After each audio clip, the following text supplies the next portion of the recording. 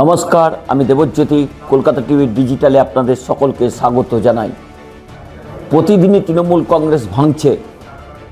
একের পর এক সাংসদ তারা তৃণমূল কংগ্রেস ত্যাগ করছেন, কেউ কেউ পদত্যাগ করছেন। কারণ সুস্মিতা দেব তৃণমূল কংগ্রেসের রাজ্যসভার সাংসদ, তিনি সাংসদ পদ থেকেও পদত্যাগ করেছেন, দল থেকেও পদত্যাগ করেছেন। কিন্তু লোকসভার সাংসদেরা তারা দল ভাঙছেন, তারা এনডিএ শিবিরে যোগ দিচ্ছেন। যত সময় যাচ্ছে তালিকা কিন্তু দীর্ঘ হচ্ছে।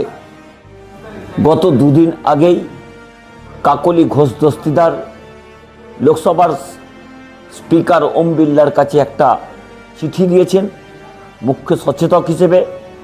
সেখানে তিনি লিখেছেন 20 জন সাংসদ তারা এনডিএতে যোগ দিতে চান। সেই তালিকায় যোগ হলেন যাদবপুরের তৃণমূল কংগ্রেসের সাংসদ সায়নী ঘোষ, যাকে কদিন আগেই মমতা বন্দ্যোপাধ্যায় তার যে সংগঠন রয়েছে যুব তৃণমূলের সভানেত্রী করেছিলেন।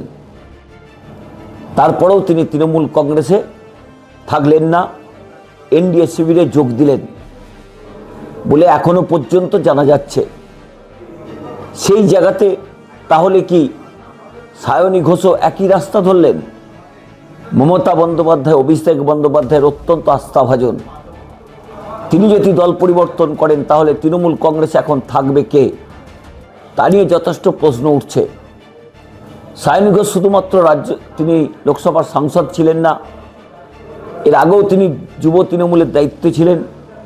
তাকে যুব তৃণমূলের দায়িত্ব দেওয়া হয়েছিল, তারপরেও শিবির পরিবর্তন করে নিলেন।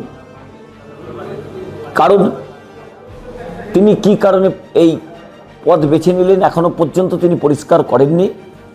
হয়তো নতুন একটা কথা তিনি আবারও বলবেন, নতুন কোনো বক্তব্য তিনি তুলে ধরবেন। তিনি হয়তো বলবেন তৃণমূল কংগ্রেস থেকে কাজ করা যাচ্ছে না, তাই নতুন ব্লকে তিনি যোগদান করছেন। তবে এখনো পর্যন্ত তাকে বহুবার ফোনে চেষ্টা করলেও তার প্রতিক্রিয়া পাওয়া যায়নি। তার যে ম্যানেজার রয়েছেন তিনি বলেছেন দিদি কলকাতার বাইরে রয়েছেন, 2-3 দিনের মধ্যে সাংবাদিক সম্মেলন করে তার বিষয়টি স্পষ্ট করবেন। এখন প্রশ্ন উঠছে তাহলে তৃণমূল কংগ্রেসের এতবার তারা ক্ষমতায় থেকেছেন, এতদিন ধরে ক্ষমতা ভোগ করেছেন, হঠাৎ দলের অসময়ে যারা চলে যাচ্ছেন তাদেরও কটাক্ষ তৃণমূল কংগ্রেস নেতৃত্ব করছেন। মমতা বন্দ্যোপাধ্যায়ের হাত থেকে ঘাসের উপর জোড়াফুল সিম্বলটাও কি হাতছাড়া হয়ে যাবে? কারণ সেই প্রশ্ন উঠতে শুরু করেছে। এখন বাংলাতে বিধানসভাতেও দেখা যাচ্ছে নতুন তৃণমূল তৈরি হয়েছে ঋতব্রত বন্দ্যোপাধ্যায়, সন্দীপন সাহার নেতৃত্বে।